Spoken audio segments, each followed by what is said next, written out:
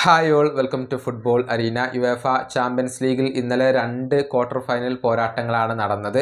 എതിരില്ലാത്ത 3 ഗോളുകൾക്കാണ് ആഴ്സണൽ റയലിനെ തോൽപ്പിച്ചത്. അതേസമയം 1-2 ഗോളുകൾക്ക് ഇന്റർ മിലാൻ ബയേണിനെ പരാജയപ്പെടുത്തുകയും ചെയ്തു എന്നുള്ളതാണ്. ഇനിയിപ്പോൾ രണ്ടാം പാദ മത്സരങ്ങളാണ് നമ്മെ കാത്തിരിക്കുന്നത്. കൂടാതെ ബാഴ്സയും ബൊറൂസിയയും തമ്മിൽ ഏറ്റുമുട്ടുന്നുണ്ട്. മറ്റൊരു മത്സരത്തിൽ പരസ്പരം മാറ്റുരക്കുന്നത് PSG-യും ആസ്റ്റൺ വില്ലയും തമ്മിലാണ്. യുവേഫ ചാമ്പ്യൻസ് ലീഗിനെ കുറിച്ചുള്ള തൻ്റെ ഒരു പ്രഡിക്ഷൻ നെയ്മർ ജൂനിയർ ഇപ്പോൾ നടത്തിയിട്ടുണ്ട്.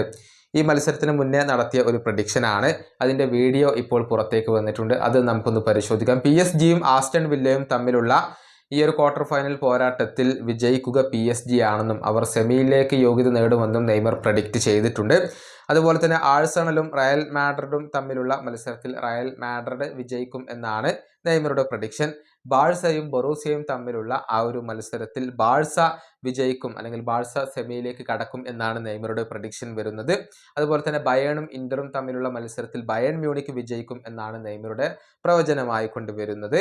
ഇനി ആരായിരിക്കും ഇത്തവണത്തെ യുവേഫ ചാമ്പ്യൻസ് ലീഗ് കിരീടം നേടുക എന്ന ചോദ്യം നെയ്മറോട് ചോദിക്കുന്നുണ്ട്. ബാഴ്സലോണ എന്ന മറുപടിയാണ് നെയ്മർ നൽകിയിട്ടുള്ളത്. നെയ്മറുടെ മുൻ ക്ലബ്ബായ ബാഴ്സയെയാണ് അദ്ദേഹം തിരഞ്ഞെടുത്തിട്ടുള്ളത്. ഏതായാലും നെയ്മർ വിജയിക്കുമെന്ന് പ്രഡിക്റ്റ് ചെയ്ത 2 ടീമുകൾ അഥവാ റയലും ബയേണും ആദ്യ പാദ മത്സരത്തിൽ പരാജയപ്പെട്ടിട്ടുണ്ട്. രണ്ടാം പാദത്തിൽ അവർക്ക് തിരിച്ചു വരാൻ കഴിയുമോ എന്നതാണ് ഇനി ഫുട്ബോൾ ലോകത്തിന് അറിയേണ്ട കാര്യം. ഈ വീഡിയോയുടെ അവസാനിപ്പിക്കുന്നു. അടുത്ത ടീമായി വീണ്ടും കാണാം.